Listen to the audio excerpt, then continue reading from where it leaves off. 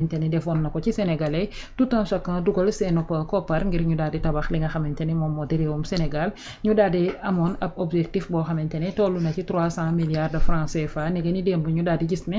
toll nañ ci à hauteur de 450 milliards de francs CFA selon vous loolu lan moo ko daal di waral détermination la engagement la wala bëgg a jàppale li nga xamante ne ni moom moo di nguur gi la ba saa bu ñu laajee 300 wala ñu laaj 150 ñu daal di leen di jox plus dem ba ci 450 milliards de francs CFA. C'est la confiance. C'est pas autre chose, c'est la confiance. Pourquoi may wax c'est la confiance? Parce que confiance mooy jiitu après détermination doog ci topp.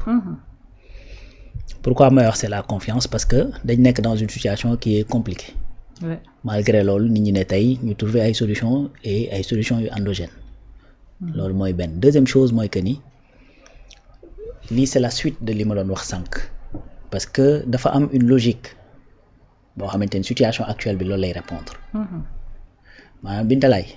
munoo di wax dëgg olof day wax yàlla dëgg la bëgg. gis nga yàlla moo lay wax ne la maanaam boo demee ba sa diine sa bakkan tegu ci. diine ku ne xam na ni yàlla ku fonk diine la. Effectivement. D'ailleurs boo xoolee ni diine wàccee ak fi mu jaaree tout ça di nga loolu on va pas rentrer dans les détails def ay exégèses. N'est-ce pas dañu la sax boo demee ba sa diine sa bakkan aju ci. mën ngaa wedd ci sa làmmiñ te doo wedd ci sa xol ngir éviter ñu faagaagal la ñu faat sa bakkan danga wax bi diine ak ni diine fooree. yàlla boobu ci boppam moo la wax ne la donte dañ lay rey waxal dëgg. est-ce que da nga wax bi c'est-à-dire ak di diine foore yàlla nee na la buñ demee ba sa bakkan xacc kon xam nga ni dëgg xam nga dëgg kon fa mu ne kawe na. sori na. ok moo tax c'est-à-dire mënoo def dëgg di ci dox di ci nab nabi di ci góorgóorlu ne serait-ce que yàlla suñu borom du la seetaan mais ba pare nga ciy am ay résultats yoo xamante ne ay résultats yu négatif la. gis nga la situation actuelle bi ñu nekk di dund wax dëgg ak waxoon bañ a dëgg moo ci bokk yam on allait vivre cette situation et que bu ñu wax bu régime bi waxuloon dëgg c'est-à-dire ça allait être pire. parce que su boobaa ka am yéeney noot la bañ nga développer bañ nga am émergence bañ nga am souveraineté moo koy yëgal boppam te bu ko yëgalee boppam mu gën a tar ci yow c'est-à-dire gis nga la naïveté mooy xam nga lan Binta. mooy nga jàpp ne nit ki nga xamante ni dalaa esclavagiser coloniser la. bàyyil la fi ay accords coloniaux yoo xamante ne pour note la bàyyil la fi franc CFA bi nga xamante ne c'est pour effectivement te contrôler et quand je parle de ça je parle de l'Occident ak ces institutions yi nga xamante ne ñoom ñoo nekk ay institutions occidentales. Que tu aies la naïveté de croire que ni kooku sa bien-être dina ko tax a jóg loolu mënta ne. tey bu ñuy am fierté di jéem a revendiquer wu ci sunuy maam c'est parce que dafa am ay valeurs yu ñu bokk ak ñoom. dégg nga wax bi les occidentaux actuellement c'est-à-dire ñoom bu ñuy am fierté di revendiquer également seeni maam c'est parce que daa am lu ñu bokk ak ñoom maanaam une société dafa am lu koy définir dafa am une identité kon la société occidentale mënul ñëw ba tey di yéene li nga xamante ne mooy lu baax ci africains yi mënta ne parce que ce sont ces mêmes sociétés occidentales ñoo la esclavagisé ñoo la colonisé ñoo la def néocolonialisme depuis boobu ba tey am déet. voilà donc situation bi nga xamante ne moom moo taxaw nii c'est-à-dire c'est une situation qui était inéluctable parce que de toute façon bor bi dañ ko doon nëbb ba kañ xam nga mënoo ko nëbb éternellement. non forcément dana feeñ waaw doo ko feeñal benn yoon wasin baa dem tool. waaw c'est ce qui s'est passé. mais loolu ñi fi nekk ak ñi nga xamante ak sénégalais yi mais xam nañ loolu day am conséquence mais forcément day am conséquence tey su fekkoon ni yow nu ma koy tuddee da nga ñëw ci man di ma laaj ci sa xaalis boo ma lebaloon ñëw ba sama kër waaxu ba yegg si fekk naka te man la nga ma lebal nga ñëw sama buntu kër fekk fa 10 personnes yu taxaw ñoom it di xuloo mais yow li ngay li sa xel di njëkk a njort mooy que ni man ndax dinaa fayeeku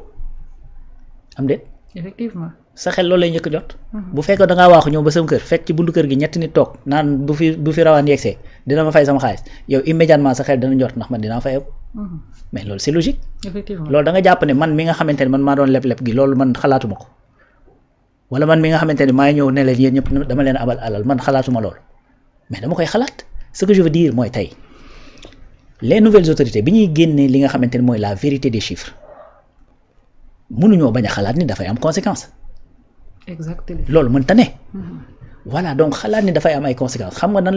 lañ ko bëgg a pallier ah. xamal sénégalais yi que ni FMI dong nekku fi il faut que ñu jaar ci yeneen i prox ndollu boo nee waa loolu ndax mës naa am ci àddina bi koo xamante ni am na jafe-jafe yu mel nii ak FMI ba pare génn ci sans FMI ndax mës naa am mais la réponse est oui parce que y a des pays qui s'en sont sortis sans pour autant ñu am li nga xamante ne mooy ay programme du moins ay décaissement FMI en ayant également ay notes yoo xamante ne dañoo wàcc. Une situation exceptionnelle démarche exceptionnelle exigée loolu la tubaab di wax à situation exceptionnelle démarche exceptionnelle exigée mënuñoo am situation de la dette bu ñu toll di am les mêmes notes yi ñu amoon démb ak bërki démb bien que y a d'autres considérations yoo xamante ne mën naa dugg ci loolu mais ça tout le monde le savait et puis la situation de ce pays on n'a même pas besoin de la notation de Moody's ak keneen ak FMI pour savoir que ce pays-là a des problèmes économiques et que c'est loolu c'est-à-dire ñu fi nekk ñoo ko njëkk a reconnaître Ousmane Sonko devant tous les Sénégalais dafa ne pays réew mi amul problème politique problème économique la am et puis qu'on me dise en quelle année le Sénégal amul problème économique en quelle année depuis 1960 ban année lañ naan cette année de référence là le Sénégal n'avait aucun problème économique c'est-à-dire tout est ouvert et que ñu ngi woon sax dans les 20 premiers pays du monde wala dans les 50 ça n'existe pas cette année-là n'est-ce pas léegi nag ce qui s'est passé mooy que ni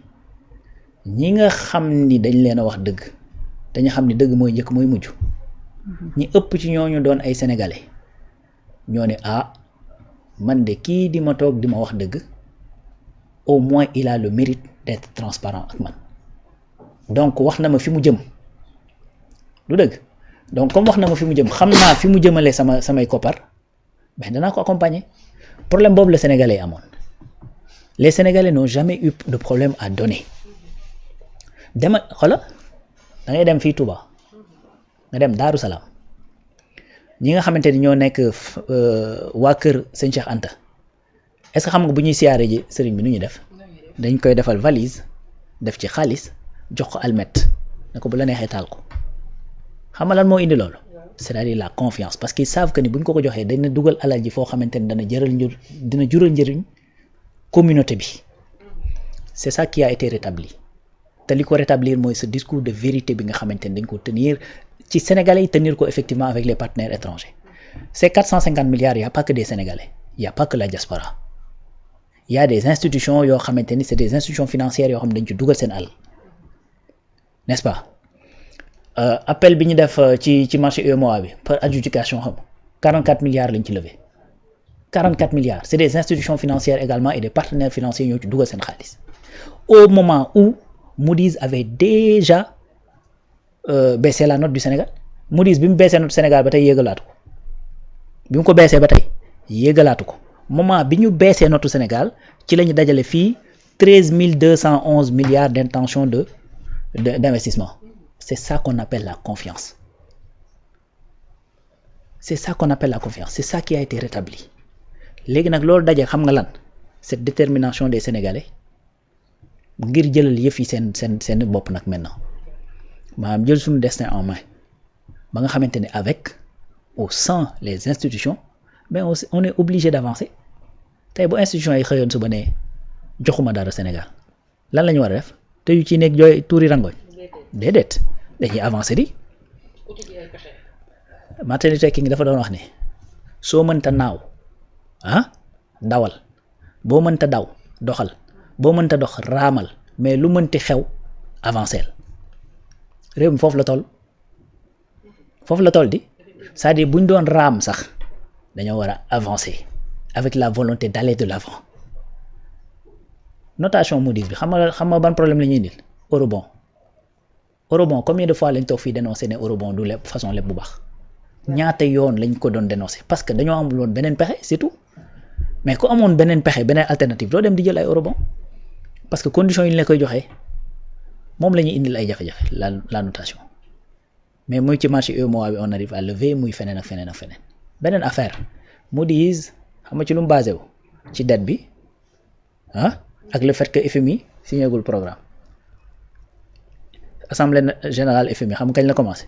tey jii délégation Sénégal mu nga fa war a jeex le 18 te dañuy wax le dossier du Sénégal dañ ci war a waxtaanee. li ñuy wax naan dañuy dem ba mois de juin 2026. waaw loolu conseil d'administration bi la et tout ça. Tu vois donc conseil d'administration bi généralement juin la ñuy dajaloo ak yu ni mel. mais tey le simple fait que la dernière réunion FMI génn ne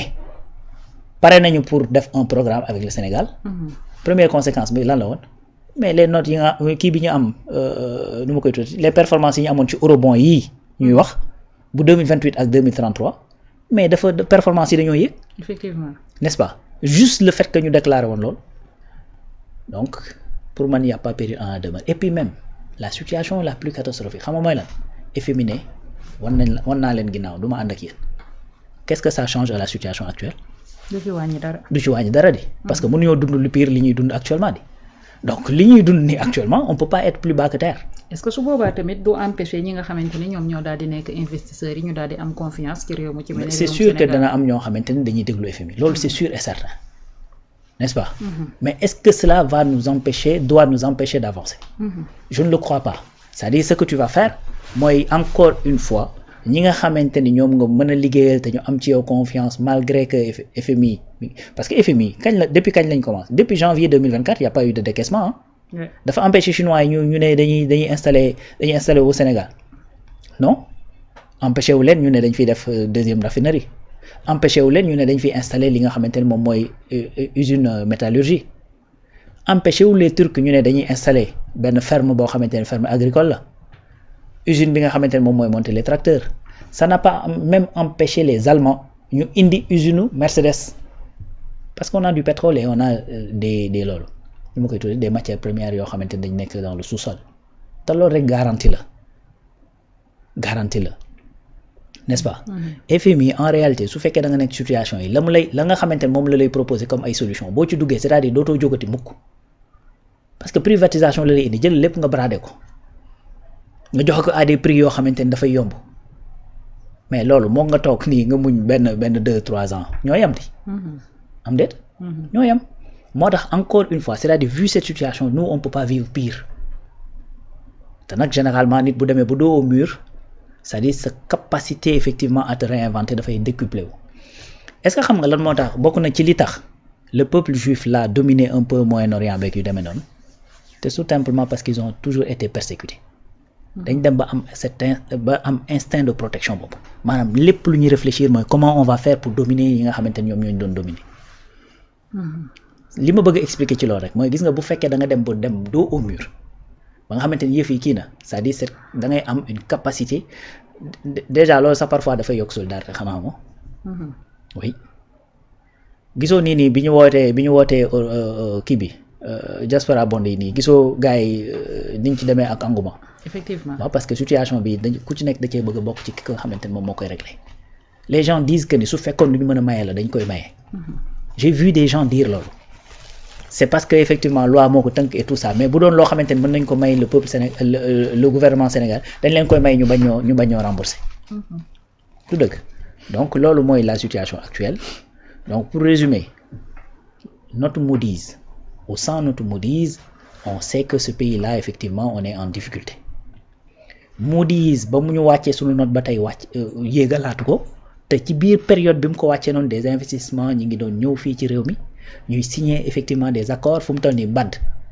1600 milliards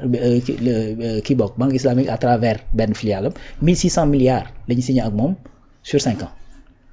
BAD 1300 milliards sur 5 ans également yaa ngi dégg. Indorama 126 milliards la dugal keroog ci kii bi.